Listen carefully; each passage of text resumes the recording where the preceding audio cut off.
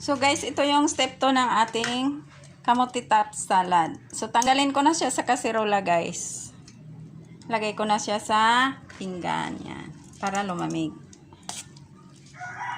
Hindi na natin kailangan yung sabaw guys. Kasi lagyan natin siya ng suka at saka asin, tamansi. So yung sabaw na yan, wala na, hindi na magagamit yan. Pwede mo na lang yan idilig sa halaman. Yan. May konting fertilizer pa siguro makuha dyan pag idilig sa halaman. So guys, dito na tayo mag-focus. So ilagay ko na ang mix ng chili, kamatis at saka red onion. So buhos ko na guys. Yan. Buhos ko na. Tapos paghaluin na natin.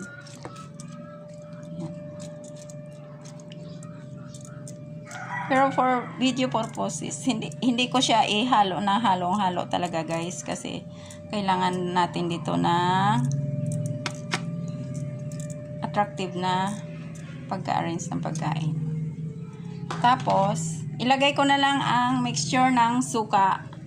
Ito guys, suka, asin, paminta at saka lemon juice. So, buhos ko na lang dyan guys. Lemon juice or calamansi. Pwede guys. Buhos ko na lang dyan guys. Yan. So, yan na ang ating kamote top salad.